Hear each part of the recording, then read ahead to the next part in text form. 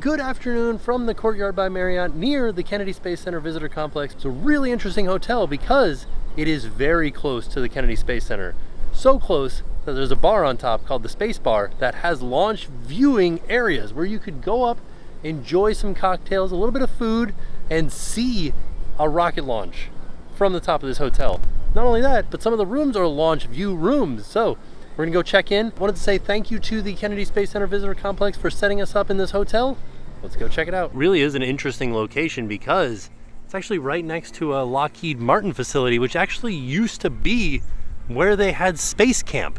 So if you guys remember the movie Space Camp, I believe that it was filmed here, right in that building. Oh, as soon as we walk in, there's a spaceman here that you can take a selfie with. Oh, I thought that was a mirror. It's a whole nother room. Watching a basketball game here. Lots of seating here in the lobby. There's also a bistro over here where you can get some Starbucks coffee and some light bites. This is where they serve breakfast every morning. And this would be, I think this would be a private meeting room that you could set aside. Oh, or not. It's just a place where you can play Spaceopoly or checkers or chess. Or there's also a puzzle in here. Huh. It's kind of interesting. Just an astronaut climbing a ladder to the moon and an astronaut falling out of space to the beach. Interesting little room here. Kind of sort of across from that, there's a place here called Crate, and they have the A is the Artemis A. So Artemis is the space launch system right here. That's our next NASA funded mission. We're still building this. We haven't launched one yet. Oh, there's the Artemis A down there. So you can see how that kind of matches this one over here. But yeah, and then also there's, looks like a Starbucks machine in here where you can just make some Starbucks, some ice cream. You can get some oatmeal or a soup and make it in the microwave. Chips, things like that, drinks. And then they have merch here too. You can get some NASA merch. A nice NASA t-shirt. There it is, the space pen. I can get the space pen here. Ooh. A NASA squeegee. Oh, there's the astronaut ice cream too. This is perfect. I can get all the stuff that I needed right here. Did also want to point out that if you don't want to go into the hotel, you can still get up to the space bar right here. But we're going to go through the hotel and have a look outside. There's a very nice seating area out here. It's shaded, a nice breeze blowing. We got some Space Galaxy pillows here. And then for the colder months, it looks like we've got some fire pits to kind of sit around. And then a cornhole field where you can play cornhole, or maybe you call it like bean bags. No poop pee zone right here. Don't let your dogs poop or pee here. These are also lit. You can turn them on and they have lights around them so you can play at night. So like I said, this is a launch view hotel. And you can see out there they've got some Adirondack chairs, some hammocks, and lots of space to stand. But your best view is going to be all the way down there at the water. I'm going to go down there so you guys can see. Oh, you can see the visitor complex over there, and you can see the Space Shuttle Atlantis entrance. You can kind of see that giant external fuel tank, that orange thing right there. Please excuse the wind noise, but that big building right there is the Vehicle Assembly Building, or the VAB at NASA. So our launch pads should be kind of like up around here somewhere. So although there is seating areas down here where you can sit and watch launches, you know that that's going to be the best view from up there. So we're going to go check out the pool first, and then we're going to head up there. As we're walking over to the pool, I just noticed there's 4 rooms down here that have their own little private patio with a fire pit. So on a cold night, you could sit out here next to the fire pit and possibly watch a launch. So I'm out by the pool right now, and there is a pool bar that doesn't seem to be open quite yet. There are some people in the pool, so I'm kind of like filming around them, but these umbrellas have USBs on them. Wow, so it's solar powered USB. There's a ping pong table out here. Lots and lots of chairs for relaxing. And then looks like they've got some, like, I think these are balls, like light up balls maybe out here. And then some water guns and like a little, kind of like a waterfall type thing. Yeah, so here's the pool. All right, let's go up to the space bar. As I'm walking back over to the covered area, I did want to point out this is the gym in here. It looks like it's got lots of fitness equipment in there. Back here at the bistro slash main lobby, and they have some artifacts some NASA artifacts. These are NASA themed, space themed toys. Neat. Lots of chairs and seats out here for if you're eating at the bistro. I'm gonna head this way and head down towards the laundry and the gym and go up to the space bar. Straight ahead of me is the pool, fitness center, guest laundry, and ice. So I've got some ice down here. Fitness center right behind me here. And then guest laundry down here. Oh yeah, everything looks brand new. This hotel feels very new. So let's have a look inside room 319. Right off the bat, I can tell you guys, I love the design in here. Everything's angular and kind of like has a retro vibe to it. So as soon as you walk in, there is a bathroom off to your right. Single sink, no storage underneath, but a little cubby hole for the towels over here, a little makeup mirror, really large shower with the soap and shampoo attached to the wall here. It's called 39 degrees north. Okay. Commode down there. Hair dryer hanging from the wall. Look at this wallpaper detail. That's really fun. Also, look at the light in here. Okay, so we head out of the bathroom. Then we make a right into the main room. This is a normal king size room. Look at that. There's a giant nebula or a galaxy mural above the bed. Yeah, I think that's the Horsehead Nebula right there. Possibly. King size bed. Mirrors on either side of the bed with some lights. The mirrors will help like create more light in the room. Pretty big size couch over here.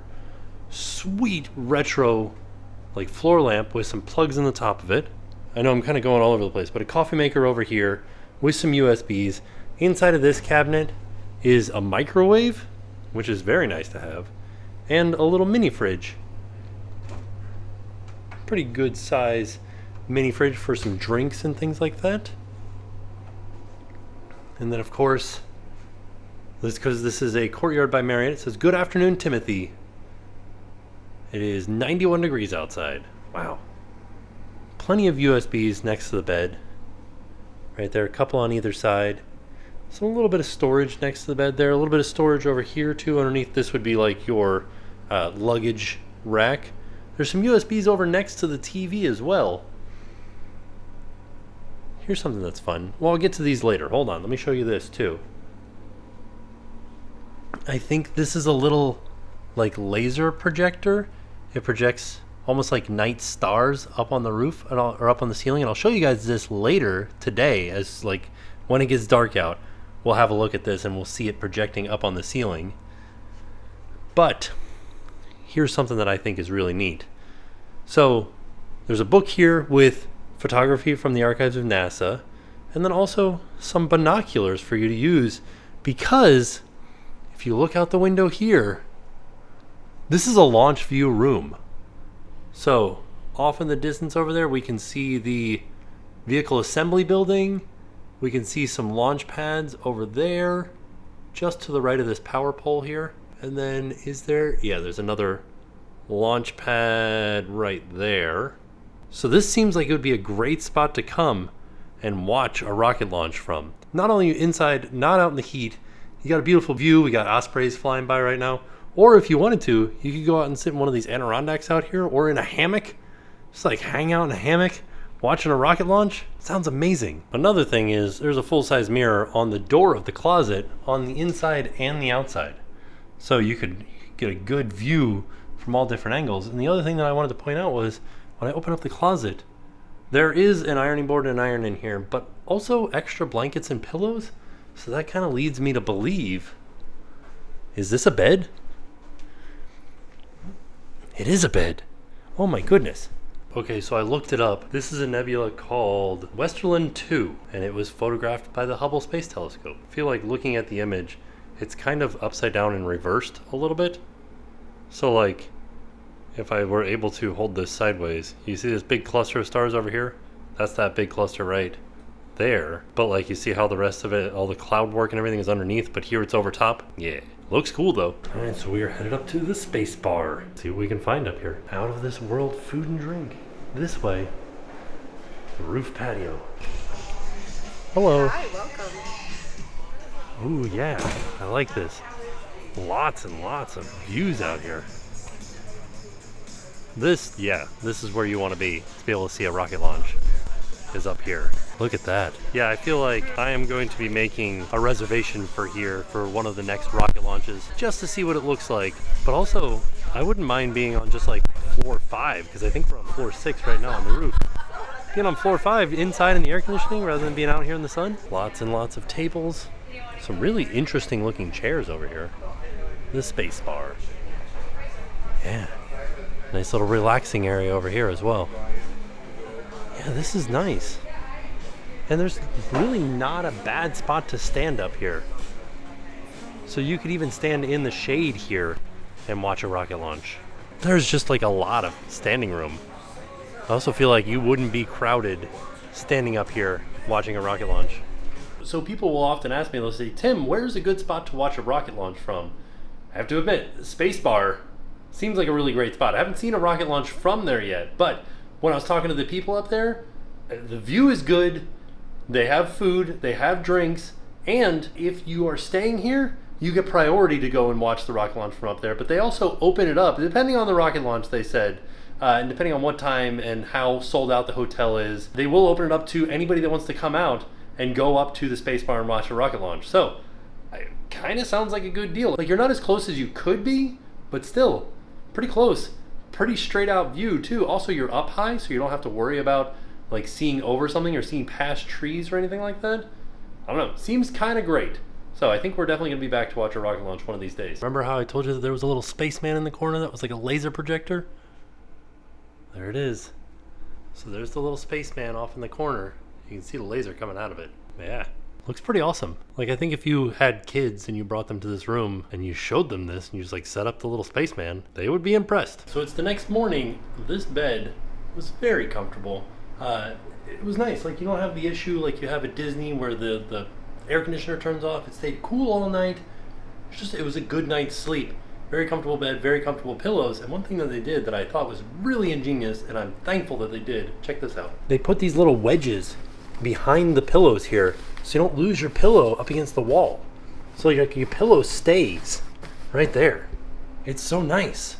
Why don't more hotels do this? We are headed over to the Kennedy Space Center Visitor Complex today. Should be a great day. Good morning from the Kennedy Space Center Visitor Complex. We are here today to just kind of explore the visitor complex. I think we're gonna head over to the Saturn V Center, see some old rockets, see some history, see some artifacts. It's gonna be a fun day. So, I wanna say thank you to the Kennedy Space Center Visitor Complex for having us out. Let's go inside. First stop, Heroes and Legends, and then into the Astronaut Hall of Fame. This is where we learn about the beginnings of the space program. Here's kind of the progression of the various rockets before we get to the big one, the Saturn V. The 33-ton rocket is poised to hurl America's first flight into space at 5,000 miles per hour. Alan Shepard will rocket to 115 miles above the Earth. What a beautiful view! So the very first thing that we see when we come into the actual exhibit hall is this sign here that kind of explains the different rockets that were used. So this is the Mercury program from 1958 through 63. Then it went to Gemini for 61 through 66, and then it went to Apollo for 61 through 72, and this is what we actually went to the moon on, was Apollo. But everything else was used in preparation for getting to the moon. They would practice different maneuvers with different things. And the interesting thing about what's hanging here is this is two different objects together. So Sigma 7 is the capsule that the people would be inside of, and you can kind of see into it, the seats in there. But this over here, this rocket is a Mercury Redstone. So these two were never together. This Sigma 7 capsule was on what they called a Mercury Atlas. And you can see the rocket looks different than what's out there. So the actual top of it here is the capsule. The rest of the cylinder is the rocket. And this rocket is a Mercury Redstone. So Redstone and Atlas were both missiles that the military had, and they converted over to space vehicles that would launch people into space. That's an interesting bit of history about our space program, is that we used actual rockets or like missiles and turn them into space rockets. But that's the weird thing about what they have here is these don't go together. This was on a Mercury Atlas, and there was a different capsule that would go on a Mercury Redstone. And then there's another little bit of interesting information about this particular Mercury Redstone is that they didn't know whether it was a Mercury Redstone proper, which would have been handpicked by Werner von Braun. But in 2004, they opened it up and they happened to find handwritten notes inside of it. And the sign here doesn't say if they were handwritten by Werner von Braun, but they did confirm it as a Mercury Redstone 6 with those handwritten notes. So I was just talking with an educator up here about that Mercury Redstone, and he told me an interesting fact is that that particular rocket actually shot the astronauts up higher than the current rocket that Jeff Bezos is sending people up on. Like the one that Bill Shatner went up on, he didn't go into as far into space as the astronauts that flew in this rocket. Interesting, right? Another thing that they told me is that every astronaut up until shuttle had to be under 6 feet tall because of how small these capsules are. So this is Gemini, which is after Mercury. And they also told me that this one doesn't have it in there right now, but they would mold the back piece specifically to the astronaut. So each astronaut had their own capsule because they were custom made and molded to that astronaut. Now I don't know if that's true for Gemini here, but they said that was true for Mercury, which I thought was amazing. So every corner that you turn around has something remarkably interesting, but it's just kind of here, you know? Like this flag in particular was flown on the first Mercury Redstone in 1961. That was America's first piloted space flight. And then STS-71 space shuttle was the 100th piloted space flight, and it was flown on both of those. So we head into the actual Astronaut Hall of Fame, and there's a big statue here of Alan Shepard, the first American in space. But then also, they have the first 7 astronauts from the Mercury missions over here. So something like I was talking about how they have those specific molded seats, there were 7 Mercury capsules, and each of them was for one of these 7 astronauts. And the one that you guys saw hanging up was for Wally. And there's also a bit of history here because you can see, like Scott Carpenter was Mercury, Gordon Cooper, Mercury, John Glenn, Mercury, Gus Grissom, Mercury, Wally Schirra, Mercury, Alan Shepard, Mercury. Then you get to Deke, and he didn't actually fly until 1975. He didn't go into space until 1975, even though he was one of the first 7. And it was also interesting to note that he didn't fly in Mercury, Gemini, or Apollo. He flew in Apollo Soyuz. And the whole reason that Deke didn't get to fly on those missions was he had an irregular heart rhythm during a training session, and so they held him off for medical reasons. Now we're headed over to a bus tour. Saturn V Center, bus tour time. It is one of the largest buildings in the world by volume, and is the place where NASA completes the final assembly of its rockets before launch.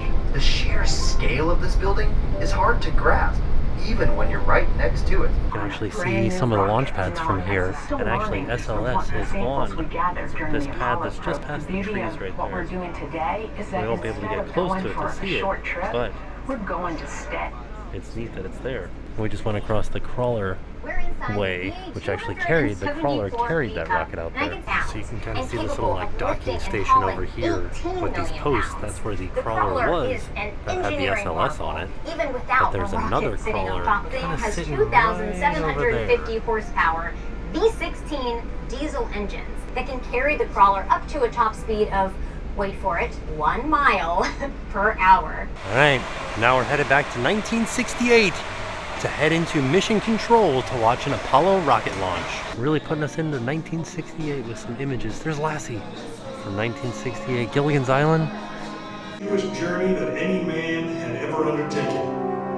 And it would be taken by Frank Borman, James Lovell, and William Anders, the crew of Apollo 8. Through those doors you'll find the firing room, launch control, just as it was on December 21st, 1968. So these were the first Americans to orbit the moon. This is the exact control room from Apollo 8. All of these computers are from the actual control room.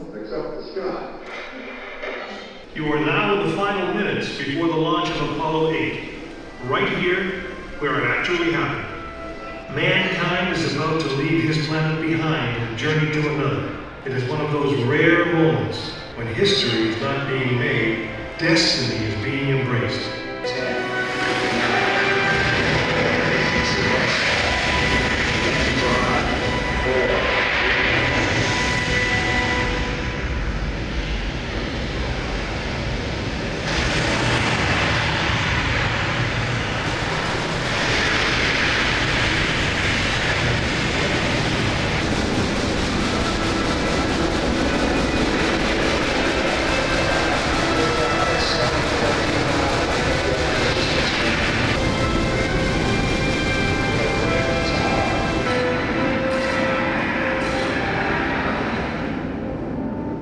So as we exit the theater, we get this reveal of this Saturn V moon rocket. And you get an idea of just like how big it is.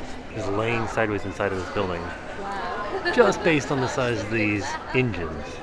Of all of this stuff here, the only part that makes it all the way back to Earth when it's done was just that little triangle right there with the 3 astronauts in it. So here is the best example of it. This is the rocket sitting on its side, and you can see all of the different stages, and then just the little section all the way up the front, the little triangular pyramid is what makes it back to Earth. There's another looking straight down the Saturn V.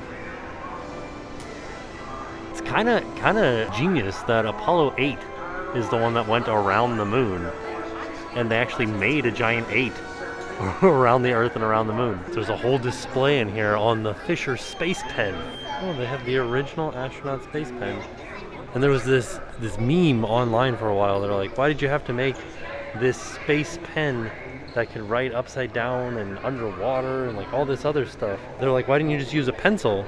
And that was because the dust from the graphite would get into the electronics and cause short circuits, so that's why you had to use a pen in space. This is neat. I guess the original space pen, because the way that a space pen works is it's a pressurized ink cartridge, but the original one, you had to pump yourself. You had to pressurize the ink cartridge yourself. I have a display here about some of the Apollo press credentials and different press people that were here during the Apollo era, and they have some displays of some vintage cameras that the press might have brought with them to record spaceflight.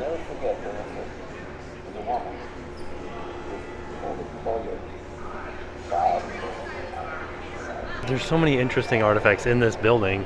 Take for instance this display keyboard assembly from Apollo 10 guidance computer, and you wouldn't imagine that they used it a lot, but it looks like maybe they were practicing and practicing and practicing.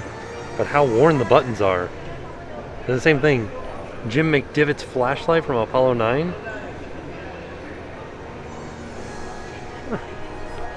I know that some of these things are just old, so they will look old, but some of it is just you wouldn't imagine how beat up this flashlight would get or how worn these buttons would be. So there's a little statue of Snoopy over here, and I feel like there are so many interesting facts when you're reading the signs here. One being that in 1968, NASA recruited Snoopy of the comic strip Peanuts as a mascot to emphasize the mission's success and act as a watchdog for flight safety. And Charles Schultz, the guy that created Snoopy, welcomed the idea and permitted NASA to use Snoopy free of charge as long as Schultz drew Snoopy and a copyright notice appeared next to the image.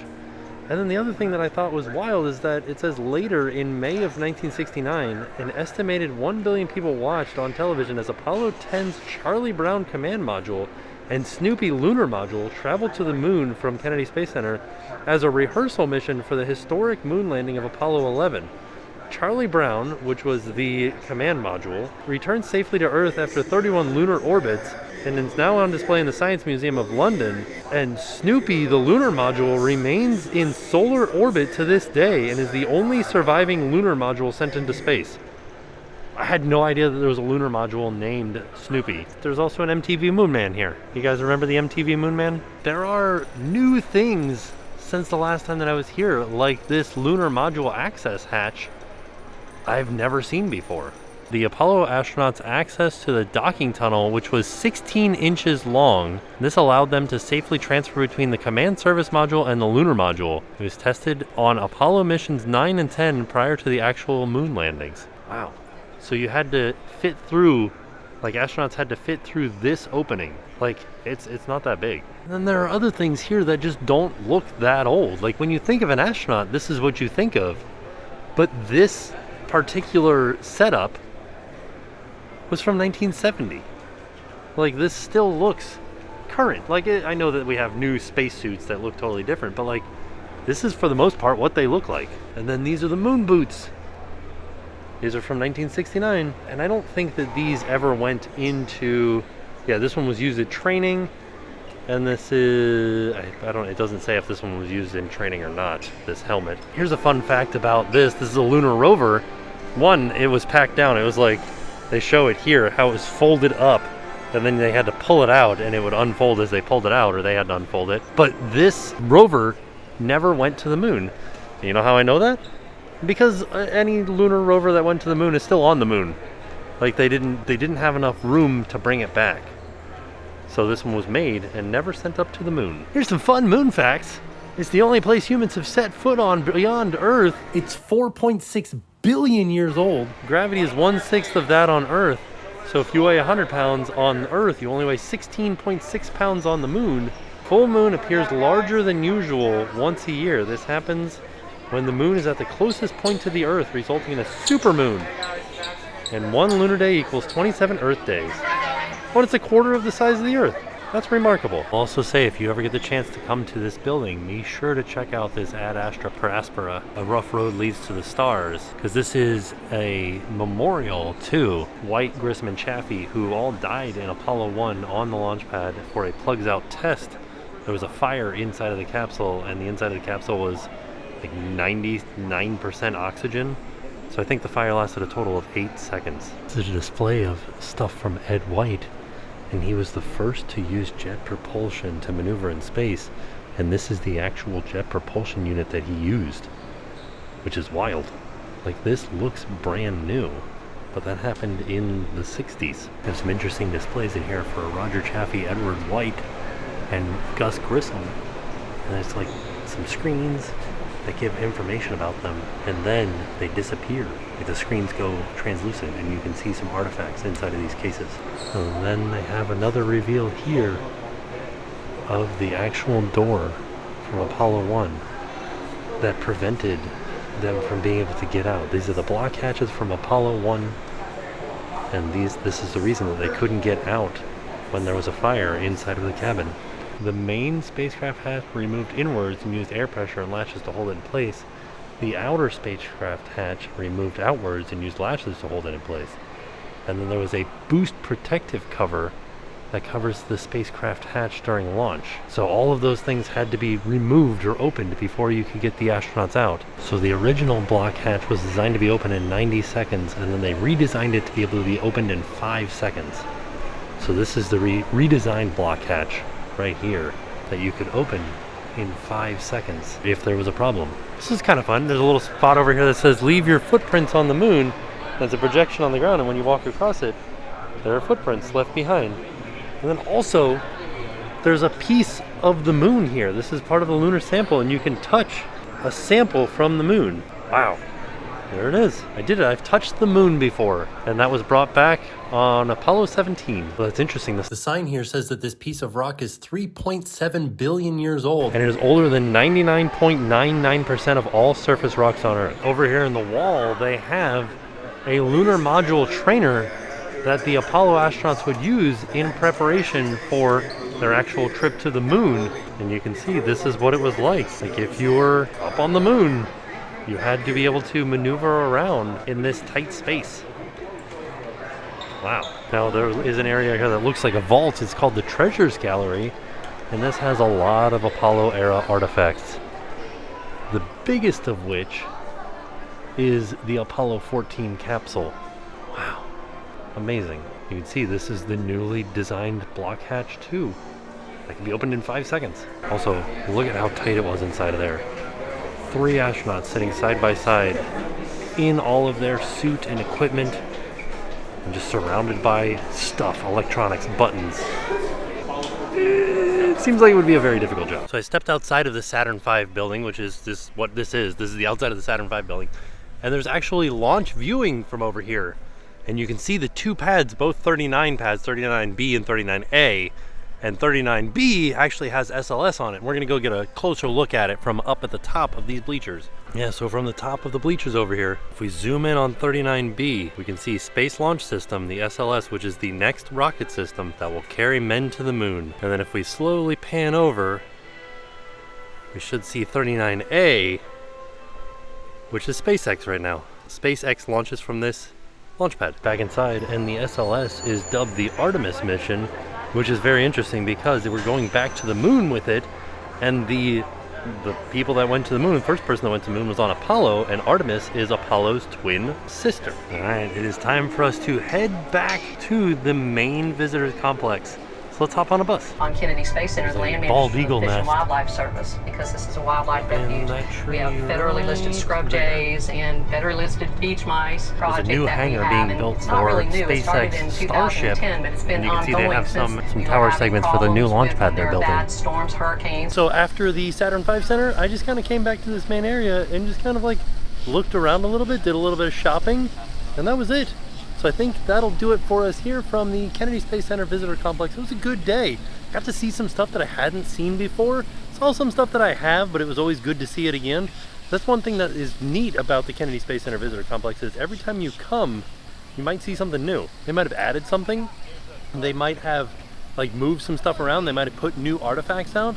You got to keep coming back and checking on it and seeing what's around and what's here. So all in all, it was a fantastic day. Thank you to the Kennedy Space Center Visitor Complex for having us out. With that being said, we are off. We'll see you guys tomorrow. And now it's time to pay the price.